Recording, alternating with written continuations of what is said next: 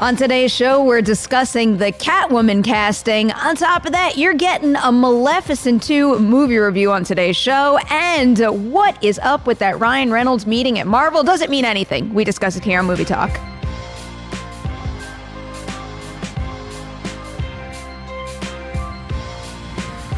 Good morning, everybody. Welcome to the show. I'm going to have the pleasure of introducing Coy and Reilly very soon. But as always, first, we are doing that call sheet. And the first item on today's list is the Catwoman casting. Because according to Variety, Zoe Kravitz has landed the role of Catwoman in Matt Reeves' The Batman movie starring Robert Pattinson. According to their report, there is no official start date locked yet.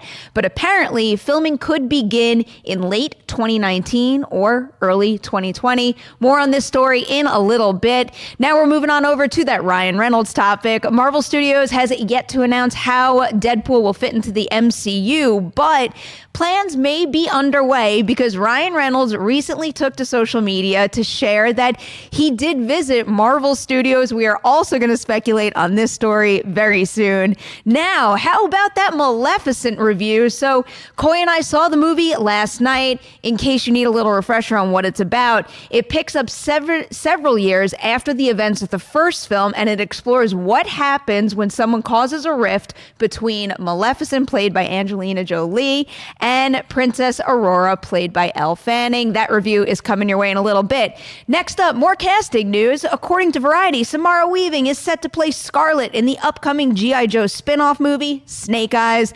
The film is being directed by Robert Schwenke and already has Henry Golding set to star as the title character. Finally here, Disney Plus is set to launch on November 12th, and it's going to have a huge library of content, apparently more than 7,500 episodes of TV and 500 films within the very first year.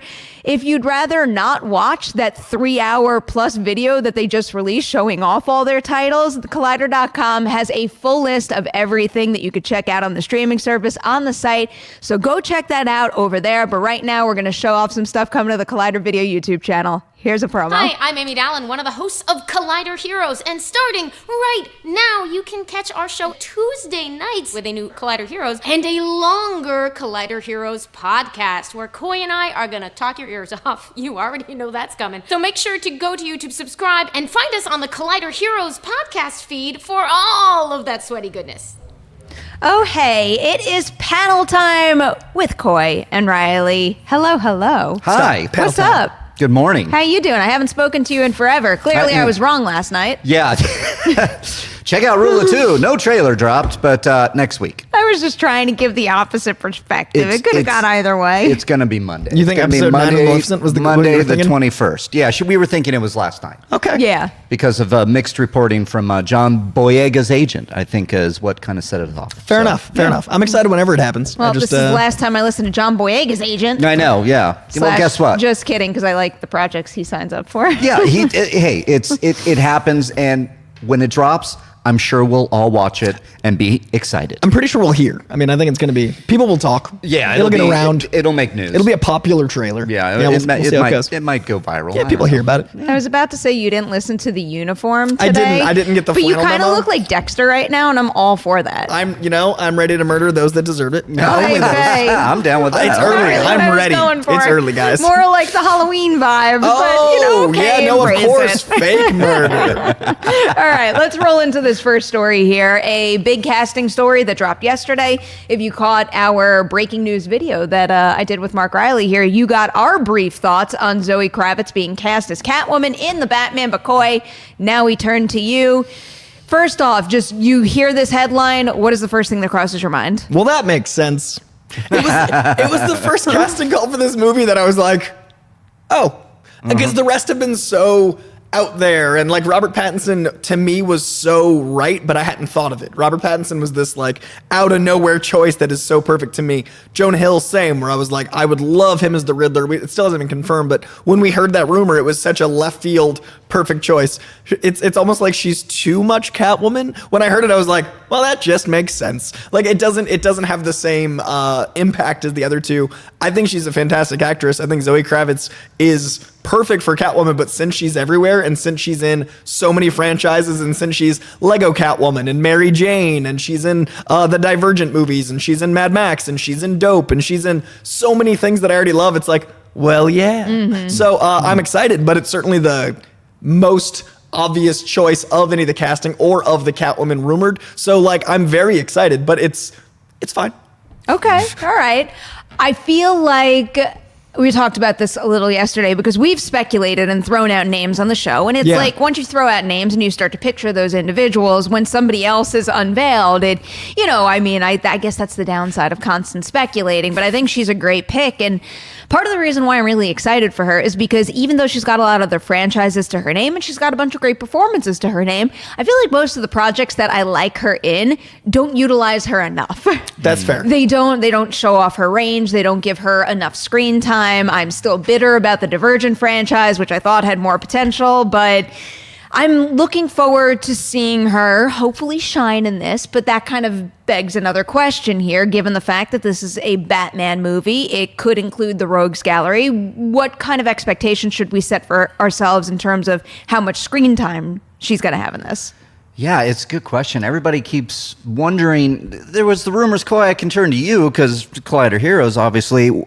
We've heard Arkham Asylum at one point, but that was like Ben Affleck, right? He was going to maybe do the Arkham Asylum movie. There's the Long Halloween. I love that idea, but I don't know if that's going to happen.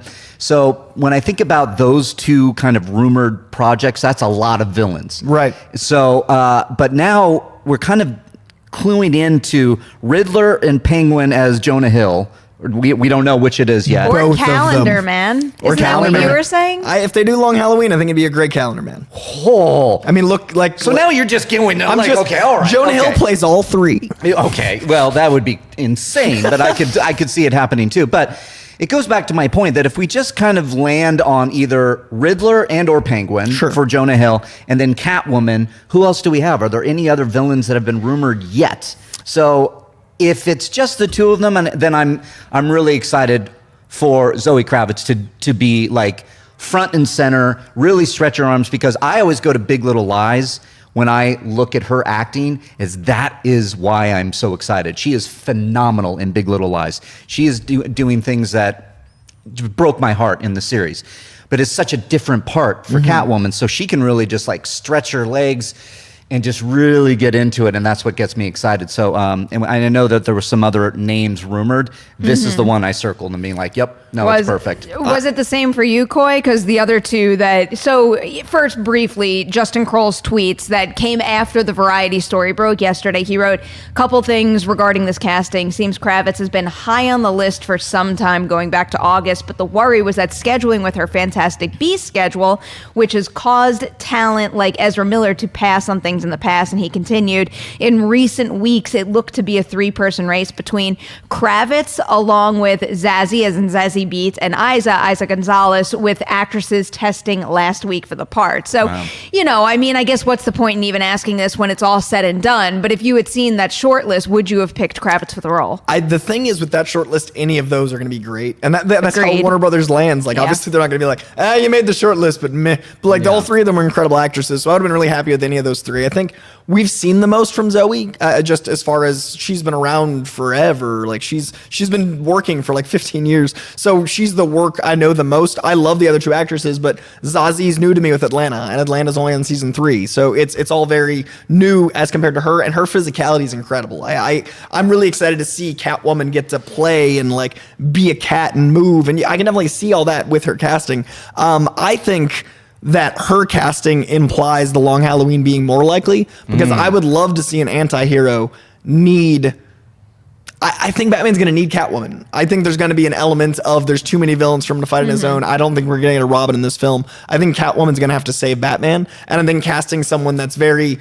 like Zazie is this incredible calming presence, and I think that how do you pronounce her name? Isa. I think Isa is this incredible wild card. I think that she is this incredible duplicitous. You're not quite sure which way she's going to go. I think that when you look at her, you're not sure if she's playing you or being played by like. I love her presence. So I could easily see her as a Catwoman that you're like not sure if she's with you or against you, and that's what I think they're going to do with this take. Do you think that's possible at all? I have no idea anymore. I'm going to be honest. I have no idea what's going on anymore because of there's so many rumors, especially around this, because it feels like the Batman has been in development since Joel Schumacher's Batman Forever. I'm just like, it's like, hey, that movie has a spot in my heart for Perri, life, we're going to have a talk for after life. movie talk. That movie is not good. I was at the perfect age. It was my sleepaway camp poster my first year. I get it. No offense to Batman Forever, but no, it just feels like it's been a while. So when you keep saying Long Halloween, it's like I keep going. Is that happening? Because I don't know. But getting back to it, I think, and it's going to come nicely into our next story. Zazie Beetz is Domino, and I'm excited to think that she's going to return for a Deadpool 3. So I think that if we can look at her going into that direction and be like, that's maybe why. I mean, I know that there are MCU actors and DCU actors that kind of mix and match. Doesn't really matter. It depends on the talent. But I always go back to Big Little Lies. I mean, it is Zoe Kravitz that I think is the best suited for this role. And I'm not familiar. I'm sorry, the third actress from Baby Driver. Yes, Isa Gonzalez. Isa Gonzalez. Not too familiar with her work. I've seen Baby Driver maybe twice. And I remember her. She was fantastic. But again, I think they made the right call with Zoe. She was in something I saw at Sundance called Paradise Hills, and admittedly, I didn't love Paradise Hills. I think it has a whole bunch of admirable qualities, and I think her performance in that is one of them. But, I guess I go back to what you said, Coy. I probably would have been happy with any of them. If I'm looking at, a proven track record, I probably would have sided with Zoe Kravitz, and I'm really looking forward to seeing what she's going to do in this. If you guys had to place your bets on the Batman casting news to break, what would it be? Oh, God. See previous answer. I have no idea. Yeah, because I mean, again, it's the story that I'm wondering what it is. Long Halloween, Arkham Asylum. Are we going to the true greatest detective angle where there's going to be a rogue gallery of villains? So, obviously no Joker in this movie. Unless there's a surprise here. I don't know. But again, see previous answer. Penguin, Riddler, I don't know. Once we can lock in who Jonah Hill is playing, I feel like I can speculate a little bit more responsibly. Nobody's got a thinky face like Coy. I know. We've got Commissioner Gordon. We've got Commissioner Gordon. We got Batman. We got Catwoman. I want them to announce 4 or 5 names as villains and give us nothing else a la Suicide Squad. Wait, when you say name, do you mean character names or actor names? Because we're going to find out if they give us character names, then when we see someone on set, we'll do that. I want us to get a very broad swath of names, and I want an Arkham movie or a Long Halloween. I want something like that. I want Long Halloween. So I want to get an array of names, and I want us to have no idea, much like what James Gunn's doing. And I want to go into this movie trying to piece it together like the world's greatest detective. Yeah, I mean, I see, but that's a good point. I think we go to James Gunn's Suicide Squad, and we have all those great actors, and all what are they going to do? How he's going to manage all of this? And for this Batman movie, as much as I want the Long Halloween, I'm hoping that we're keeping not putting too many villains in this. But again, if we go Long Halloween, then that goes out the window. Well, I used to have the too many villains worry for years, especially after Joel Schumacher's Batman and Robin. But there's been movies that have I'm not defending that one. They've bitten off more than they can chew. But then recently with Spider-Man: Homecoming and Spider-Verse, we've been able to see how if you use the villains correctly as their purpose, as their force of nature, Absolutely. And I think the Long Halloween is a great way to have a world-building movie, so Robert Pattinson's Batman gets to leap ahead a bit. You get to have what feels like a legacy with having all these villains in a contained environment, serving their purpose. One great scene, an actor, Heath Ledger's Joker only had 11 minutes of screen time. Right, and if you have a great actor in a great role in a great environment, you could have 12 villains as long as they're, maybe that's too many, but 9 villains if they're used well in a series of scenes. I get it, and you know what? With your description like that, give me some kind of the Hannibal Lecter flavor from Silence of the Lambs, where Batman does have to interview or talk to one of the villains behind the wall there, behind the cell.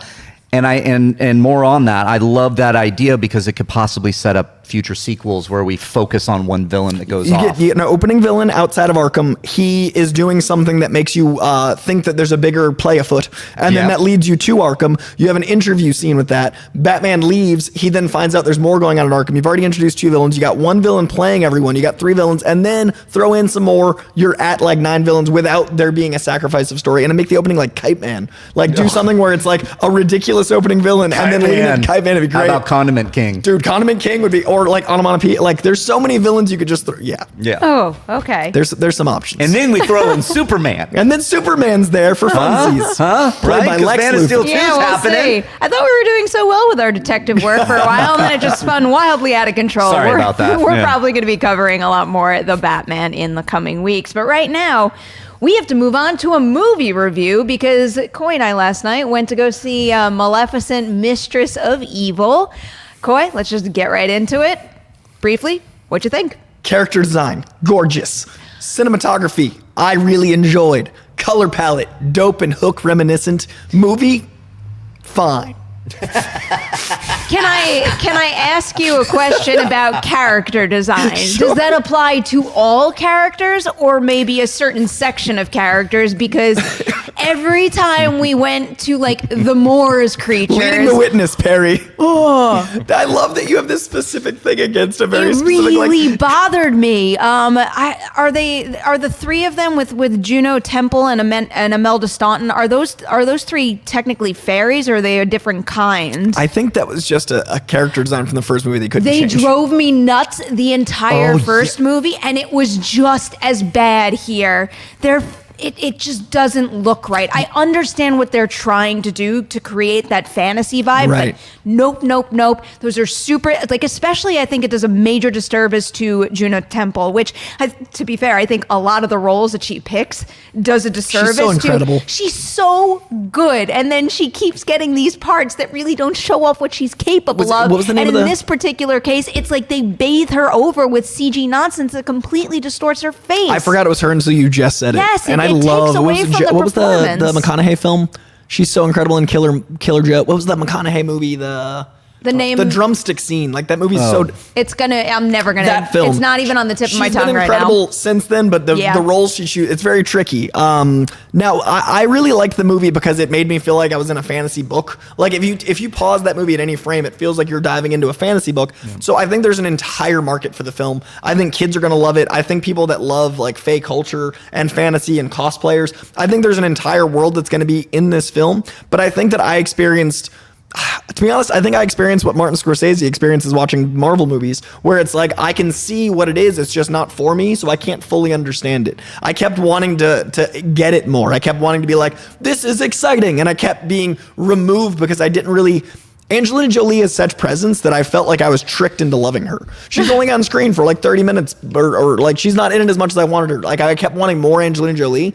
And I think that's just because of like her smiling is so perfect and uncomfortable and like fantastic. But then they did this great stunt casting with the prince where he looks just like the drawing of Beauty and the Beast from the old cartoon. Like that guy, they like found him. And there's some fun stuff. Is this the role that Brenton Thwaites had in the first movie? I was confused about that. Had we met him? Admittedly, I was a little confused as well, just because when I saw the first Maleficent, I didn't really like it. So I never revisited it. Sure. Maybe I should have before jumping into this. But Brenton Thwaites is credited. Yeah, he was Prince Philip in the first one. So they changed him to Beauty and the Beast guy. And I really liked the... I thought he was good. He was the new great. guy who I'm going to look up his name right now. But I really wanted more of the characters that we fell in love with, and I feel like the movie went other directions, which was a really strange thing where I kept being like, but what's the side mission? And that's never a good feeling. And I love Harris Dixon, by the way. Harris Dixon? I thought he was quite good. I actually think all the performances were really good. I also really liked Ed Skrein as Bora. I thought he was great. I thought he had great presence. And then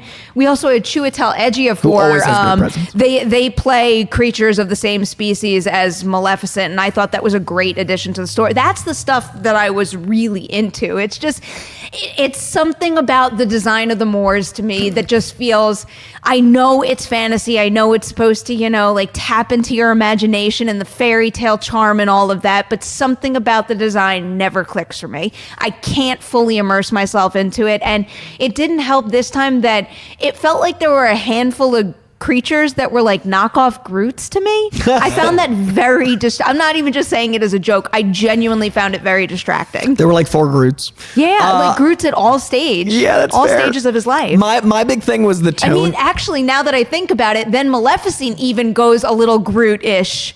Do you know what I'm talking about? I do. So I don't know. My issue was the tonality shift. It turns into a, there's battle scenes and stuff. It's a fantasy film. That's not a spoiler. There are scenes, and I was just like, it got grim, much like the first film, and like malicious. And I was like, really, I was not expecting malicious Maleficent at times. Can I do just like someone might consider this a spoiler, so I'm going to brand it like the lightest spoiler. It's like an instant where like a human is thrown up into the clouds.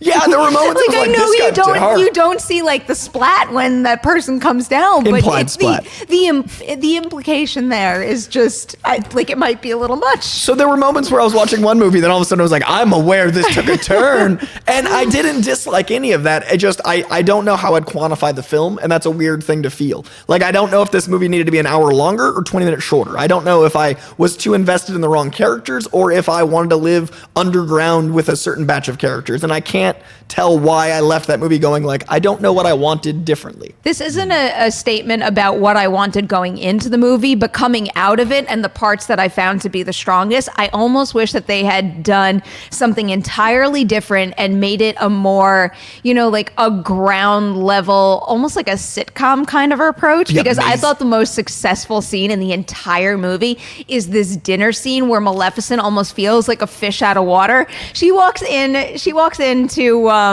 like the castle area, and just some child lets out some blood-curdling scream, and I thought that was the fun. Like I was cracking up probably a solid 5 minutes after that joke came and went. But those beats, I'm not even just saying, I'm not trying to poke fun at it. I don't want to make it sound like I'm coming across as sarcastic. I genuinely think that there was great opportunity there that I wish they dug into for more of the movie. I totally agree. I love the arrival at the castle. I love all of that, those moments. And I really loved her performance because I feel like Angelina Jolie exists in that way. Like there were some scenes where she had horns and those amazing cheekbones and all those things, and she was looking around and everyone was just awestruck by her. And I was like, that's just being Angelina Jolie. Yeah. Like I imagine that's just her existing. She's kind of made for this role. Absolutely. Really, she can do just about anything as this character, and I will buy it. Same. And I don't think it's just about the way she carries herself and what the hair and the makeup and the costume work does, which I think the costume design and the makeup for Maleficent and Chiwetel Ejiofor, Ed Skrein, all of that, I thought that was phenomenal. I could have seen an entire movie just living in their world and exploring all the different types of character development you could do within that. But the way Angelina Jolie carries herself in this role is just a perfect match for Maleficent. It took a lot of things from one of my favorite franchises, which I give credit, but also I was confused by, is like there was a lot of How to Train Your Dragon in this movie. Oh. I could see that, actually. Like, they were like, I kept being like, oh, that's in How to Train Your Dragon. So I love that franchise, but I kept being like, that's a strange choice. So if they'd made it more like How to Train Your Dragon, I think I would have liked it more. All right. So I enjoyed it. I feel like there's no better time to ask Reilly a question, especially after a How to Train Your Dragon reference. But I perked up. Based on what we just said, are you tempted at all to see this movie or not? Sort of. Okay. I mean, I like the How to Train Your Dragon reference. What I'm hearing is like different levels of tone shifts and what ifs and ooh, if onlys. I think if you were to tell me, what are you going to see this weekend, Maleficent or something else that's opening? Zombieland 2. Zombieland 2. Yeah, I'm going to Zombieland All right. 2. I don't know about this. We waited 10 years. I wasn't a big fan of the original, of the first movie. I thought it was great. I like that they tried something different with the reimagining of Sleeping Beauty. I really like that because I think it sticks with me actually more than The Lion King did, because Lion King was just a complete. There it was in whatever live action glory it is. It literally didn't stick with me.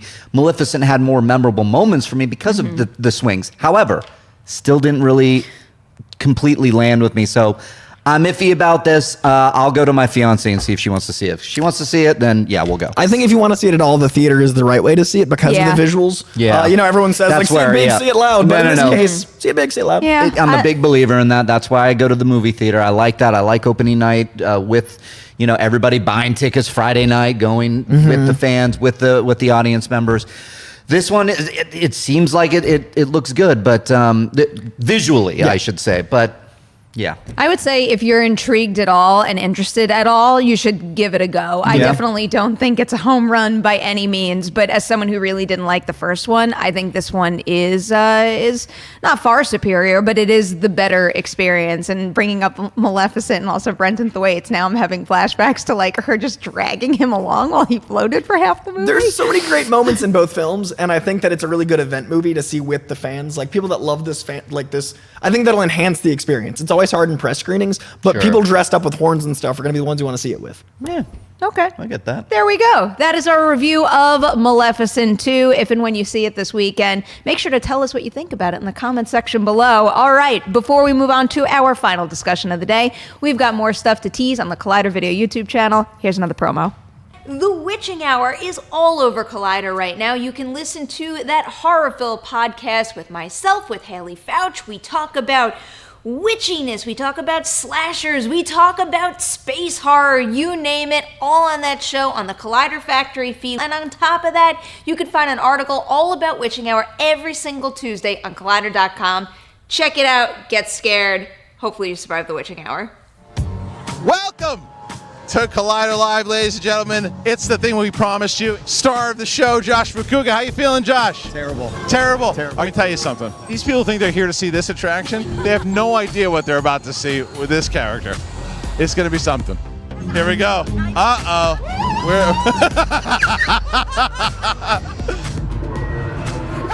That's just you.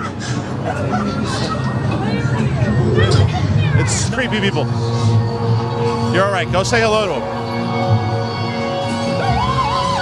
There's a family in our driveway.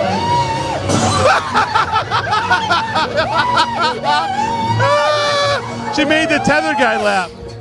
I don't know what to say. If you want to see more of that, the full video is going to be on the Collider Live YouTube channel. Reilly, were you all okay? Did you get to experience the maze at all? Oh, yeah. Or were you just listening to him shrieking the entire time? I had the best time. Josh Macuga, not so much. In fact, I think he's going into therapy right now. It was so wonderful to see him absolutely scared, you know what, and it was, and I was there. I was scared a number of times, and every time I was scared, I was like, "Oh, yes!" Because I love being scared. What was your favorite maze of all of Halloween Horror Nights? Us. You liked Us the best? Us was the best scary, and then Ghostbusters was the best kind of nostalgia. Did you go to Killer Clowns? And Killer Clowns was pretty great too. Killer Clowns was awesome. The Killer first thing I Clowns did when I was went pretty home good. from Halloween Horror Nights is queue up that movie. Yeah. And that movie is a freaking delight. I don't know why I don't watch it more often. Killer Clowns from Outer Space is one of the best horror movies of all time, in the cheesy sense. Yeah. It's great. But Did yeah, you that's a go good one. into Pandora's Box?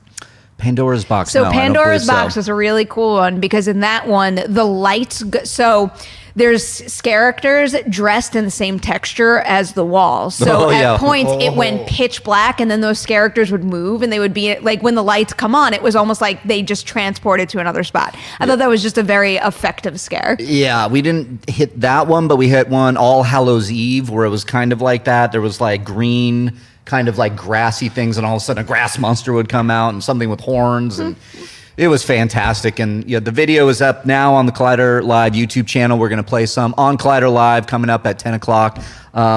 It was one of the greatest times I've had because Josh Macuga, poor guy. He's something else. Yeah. All right, let's get into our third topic of the day. This is an interesting one. It's our title topic, actually.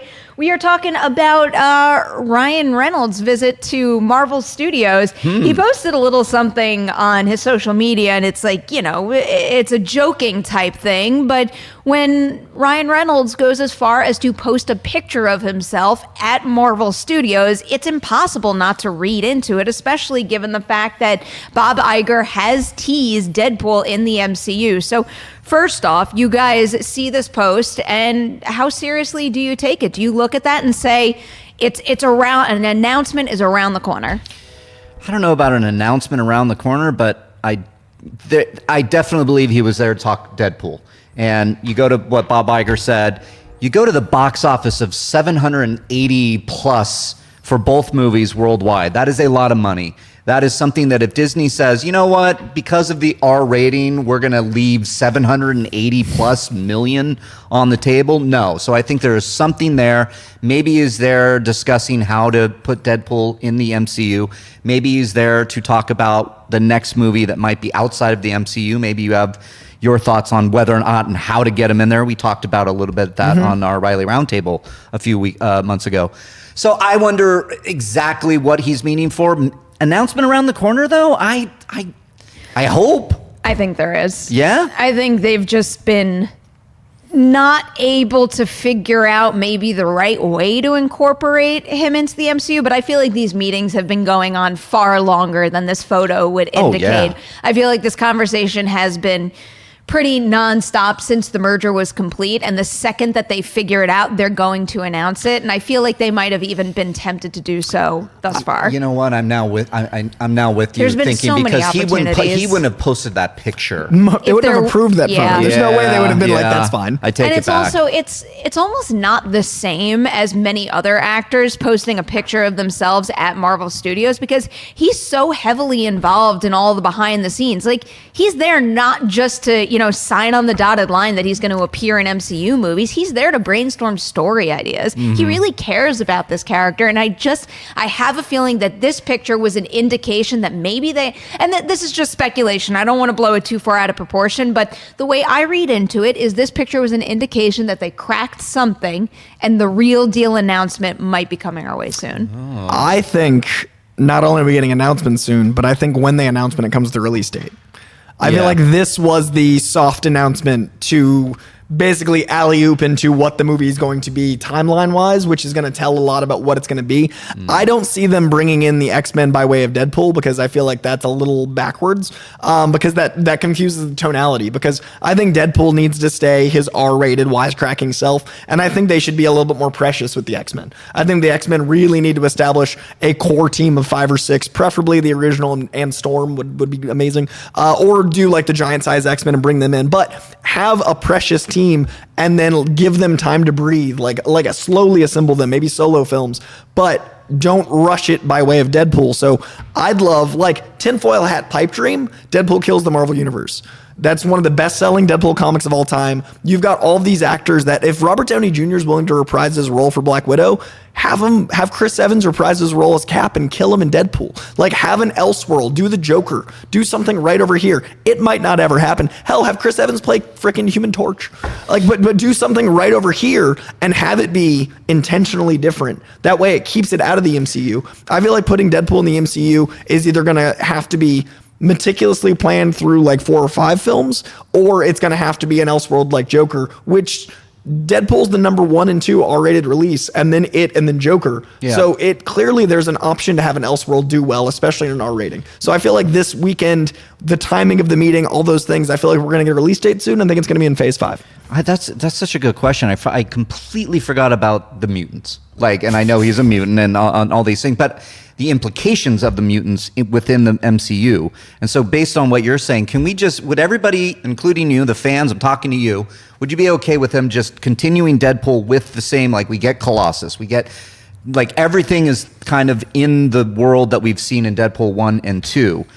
Would people be okay with that? Well, what's cool about Deadpool 1 and 2 is that it has both continuities. It references Xavier as Patrick Stewart. It references McAvoy. So it's already thrown away continuity. So you could have Deadpool as an unreliable narrator be in the Marvel Universe talking about the MCU and acknowledge both of those as fake. You can have Deadpool exist outside of continuity intentionally, or you can insert him where he's been playful about his old continuity and now he is in MCU continuity, because the way the character works, the fourth wall doesn't exist, so therefore it can't be constrained to continuity. Right. So no, I know how they could absolutely do it. I could see so many things that he could do. He could even have a cameo with, like, a Captain America or Scarlett Johansson or something to go, oop, no, not yet, not for a few years, close the door and move on. He's not even a mutant per se in the comics, and they made him a mutant in the movie. They also put in the helicarrier, which they legally couldn't do in Deadpool 1. They put in an MCU prop, a set. Yeah. So like they've already kind of retroactively inserted themselves in the MCU. I see this as a soft announcement. I don't think they would have approved. The legal team at Disney is not going to be like, yeah, Ryan. Like this was a very signed off on moment. So how far do you think they're going to go with this announcement as far as how we are going to see him in the MCU? Because there are a lot of possibilities here. It could be a straightforward Deadpool 3. It could be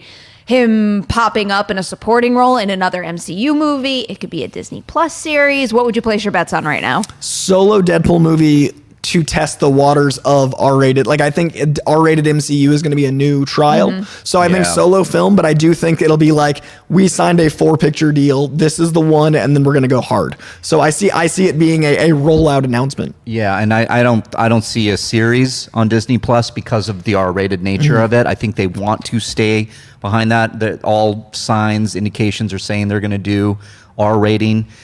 Disney Plus being Disney Plus, I think they even said there's not going to be any R-rated content on there. So, but they do have Hulu. They do have the side, the R-rated arm of Hulu, I think. But I still don't see Deadpool there because I think the Donald Glover Deadpool would have happened if that was the case. Yeah. I think that would have moved forward a lot quicker. And since that got taken away, I feel like we're not going to get that. And I don't think we're going to get X-Force as soon because of this. Yeah. I feel like X-Force is now going to be maybe the second or third film out from the present instead of being the next one they were going to do.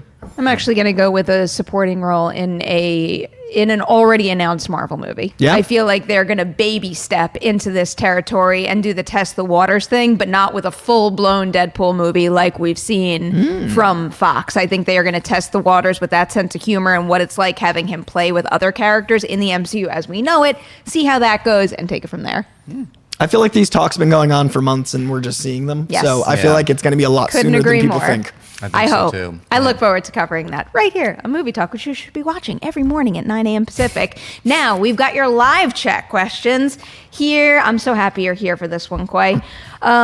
We have a question from MK Songbird, who's asking, joined late, was the news about the character Shriek being added to Venom 2 talked about via Deadline? We didn't talk about it, but I did want to bring it up, so I'm happy that question came in. First, can you tell us a little bit about Shriek and why that character is a good match for Venom 2? So Shriek came into play strongly in Maximum Carnage. Shriek is effectively Carnage's lady. And she's also currently in Absolute Carnage as a demo goblin type. She's Dema Goblin, which is a fun little take on the character, but Shriek herself has very sonic powers, which is fun because she can take out the symbiotes, but she's on their side. So Shriek has she could hurt Carnage, but doesn't.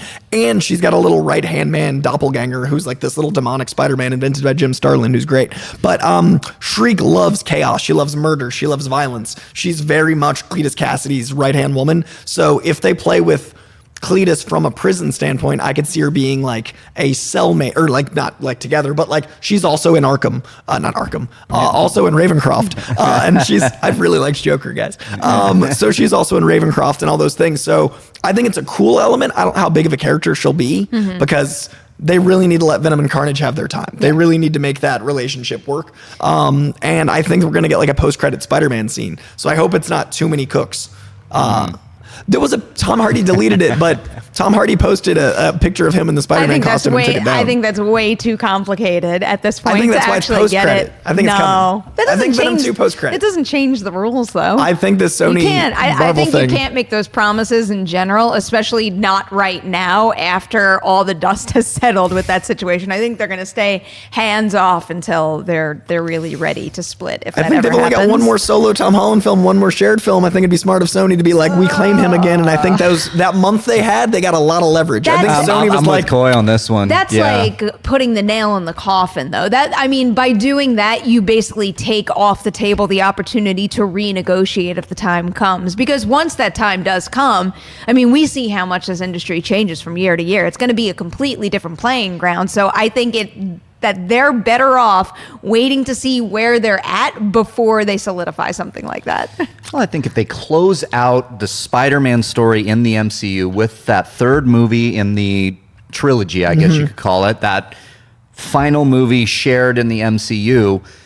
Around that time, we could be getting Venom 2. We could get that post-credit scene amicably now. Amicably, I think. Everybody, Sony and Disney is like, okay, he goes off. Sony gets Spider-Man back for Venom, for Carnage, for whoever else is going to be out there. Morbius, all these Spider-Man spin-offs. And then maybe he could come back around. He has those Avengers out there. And then maybe there could be another Avengers movie far down the line where they bring back Spider-Man, hopefully, maybe. I think it could be working on both ends here. I think that month a lot of decisions were made in the month we had the Spider, because Sony was in a position of power, and I almost guarantee with that position of power they were like, hey, we have this $800 million Venom movie, let's add these characters. Oh, by the way, we want to do this with this character who is ours. And then that's putting a lot of eggs in a one movie basket, though. Did you see the first Venom? It's crazy. They like eggs. They do like eggs. And I think Shriek is a character that we got announced, but I think she's going to have like 15 minutes of screen time or 10. I think the announcement, it was, comic fans are excited, but I don't think she's going to be a big player. I think it's going to be a Venom and Carnage movie, and they might solve the Carnage thing too soon, but I think post-credit scene. All right. I think Venom 3 might be Spidey Venom. I'm not in that boat just yet, but who knows? We can see things change in the near future. Reilly, I got a good question for you now. This one comes from Devin Lott, who's asking, what is your favorite go-to Halloween movie? Mine is Trick or Treat, Creepshow, and Night of the Demons. You mentioned one of them, Trick or Treat. Yeah, Trick or Treat is a classic now. The original Halloween, 1978, is my go-to, 100%. And I usually wait for Halloween to do it, or maybe the night before, because I want that music. I want Michael Myers. I want Jamie Lee Curtis, who was put on the map with that movie. It's just the best use of your Halloween time, in my opinion. Trick or Treat, Nightmare Before Christmas, Halloween, Scream. But Scream's an every day of the year movie for me, so that doesn't really count. But I'm actually also gonna just put more emphasis on Killer Clowns from Outer Space, which I don't know. I think it's been something maybe 4 or 5 years since I've last watched it. That is so much fun, so much stupid fun. I can't believe, is anybody remaking that right now? Oh, I would actually root for it, just because that idea is so delightfully zany and vicious that I feel like if you modernize it, I just feel like younger moviegoers out there might not appreciate that texture and some of the some of the effects that don't necessarily hold up to what we get today. And that concept utilizing modern practical effects and some digital effects, I feel like that could be the perfect thing that's primed for a remake. I'm with you. I think it could be great. I'm firmly in the remake that, because it actually could use it camp, because no matter how campy it is or how good it is, it's going to be that movie. Yeah. So I think that's one of the rare that could exist again. Especially when how hot clowns are right now. Come on. They're so hot right now. Take advantage. I'm firmly in the 90s, so I'm Scream all day. Yes. Scream's my Halloween movie. Hocus Pocus. Urban Legend, I think, is slept on. Urban Legend is a great film. I Know What You Did Last Summer. And my big one, every Halloween without fail, Final Destination. Final Destination is my jam. I'm so happy you gave that franchise a little love. Oh, I love all of them. It's so good. Well, all but 2. All but 1. Wait, what's your 2? I love 1, 2, 5. You don't like 3? 3's the roller coaster one? I take it back. 3's got great kill sequences. 3 and 5. I think. You just have to remove 4. Yeah, okay, so that's just the only problem. 1, 2, 3, and 5. The movie that was made for 3D and not for a proper was that story. The one with the That was the one with the racetrack? Well, I don't know what this is. Oh, the swords at the gym? Yes. Oh, God. Where That's right. not the swords, it's weights, isn't it? No, they're literally, for some reason, at their gym, there are swords hanging on the wall. There are swords, but doesn't he get smushed by the weights? I think he gets a series of things that happen a la a mousetrap, because it's Final Destination. Yeah, of course. But I There's remember a whole there being bunch of things. Swords. There are swords, you're right, because I think the team is like the Trojans or something. Something like that. I just remember watching that being I wouldn't work out there without this being a horror movie. That one's got that. It's got the pool scene. Yes. Yeah, so 1, 2, 3, and 5 are exceptional. All right, yeah. Man, I wish I could. Yeah. I hate saying this, but I wish I could raise 4. Do you follow Devon Sawa on Twitter? Of course, he's a delight. He's one of my favorite follows. That guy is fantastic. He embraces all these movies that we have so much nostalgia for too, which I really appreciate. And he's such a doting dad, and I keep thinking I'm so glad he made it through that flight. I'm always just Would you ever get on a flight numbered 180? I don't think I could. would. No. I would. I don't think I could. I always check the thing. I always check- every single flight. I've never not been like, all right. I forgot who started this conversation on Twitter the other day, but it was like someone just putting out the general call for movies that have changed the way that you've behaved in your everyday life. And so many people jumped in on that chain referencing Final Destination things. Like the ones that come to my A mind log is, truck. I will never drive behind a log truck. You always go around that. I do always check to see if I'm Flight 180, which I never am. But then the other one is, this doesn't happen as much anymore because I'm not living in New York City, but whenever I would walk under an escape ladder, like the thought of it falling. I'm would also freak well me aware out. of taking off the thing because of the superstition in that movie, where if you take off your last the things on your bags before you put the next one on, like that movie definitely irreparably changed how I fly. I would love if it had I the don't same think about impact. that one, really. Oh, every time. Like when you get on a floor 13, some buildings don't have floor 13. Yeah. I would love if airlines were like, we don't do 180. It's not for us. Please, just I hope in they honor of- would they please adopt in that honor practice of Final because Destination. I'm not doing it. What's a movie that's changed the way that you behave? Oh God, I don't know. Well, I'm not going to swim in Martha's Vineyard. Thank you very much, Jaws. That's fair. That's generations. Yeah. I think anything water related is a good call, whether it's like a Jaws or the Reeve or open water. I mean, to be completely honest, because of those movies, I probably will not go out into the middle of the ocean and then jump into the water hoping my boat's still going to be there. Right. To answer the last Twitter question, I forgot October 30th every year. I've never missed watching The Crow and Devil's Night.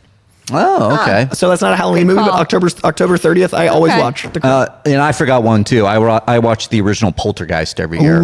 Every year, good call. it's a classic, and it has a Poltergeist clown in is a it. good Everyone, one. clowns are hot. Do you guys have Halloween? Do you have holiday movies like every holiday, no matter what? Oh yeah. Yeah. Because every Christmas, Lethal Weapon. If I don't feel like it's Christmas. Oh my God! Every Christmas, it's Christmas Vacation, it's Elf, it's Die Hard, it's A Christmas Story. Christmas Story. whatever- Christmas Story. I wait for the TBS or wherever TNT TV with commercials. I think it's Yeah, TBS. I watch it just like I wait specifically knowing it's going to be on 24 hours. And I always watch Friends episodes on Thanksgiving. Like there's very Friends, there are chunks of my holiday that feel weird without it. Oh, Planes, Trains, and Automobiles. I put on Thanksgiving. For Halloween and Christmas, it's Nightmare Before Christmas. Amazing. But also for whatever reason, my sister really dislikes A Christmas Story. And is it mean that makes me want to watch it even more? Yes, you Makes you a need sister. to. You need to make her like it. I don't understand why she doesn't. I want to know, like, tweet us. I'd like to know how weird, because we are on a show called Movie Talk. We clearly live movies. But if you don't watch it, is it a weird holiday? Because I missed Lethal Weapon 2 Christmases ago, and I felt like the whole year was off. That's interesting. I forgot that Lethal Weapon could be considered a The whole Christmas thing's movie. It's set during Christmas. I I get think it. the two that would feel weird if I didn't watch them around the holiday is probably Trick or Treat and then Elf for Yeah. closer to Christmas. Yeah. Definitely those two for me. Yeah. I That feel was my something growing missing. up movie. My family always watched it. So I'm 31, so that means I think I've watched that 29 Christmases that I know of, and like recreationally. So I think I can like tell Lethal Weapon more than any other film. But I think like that's why it's the holiday marker, because Yeah. it is like from birth. I remember that being the thing. So I'm just wondering if you guys have that, because it's fascinating how Yeah. it feels off. Please chime in, comment section below, because we have to go now. Reilly has to go do another show. Yes, I gotta Collider go. Live. Yeah. Live at 10 a.m. Pacific. See you there, You everyone. guys know the rules. You're supposed to like and share this episode of Movie Talk. Plan to return tomorrow at 9 a.m. Pacific, but right now, make your way over there. Reilly, thank you for being here. Thank you for Coy, having me. rock as well. Adam in the booth. Thad in the live chat today. Thank you guys so much for your help. Another reminder, like and share this episode of Movie Talk, and tune in tomorrow, 9 a.m. PT, for a brand new episode.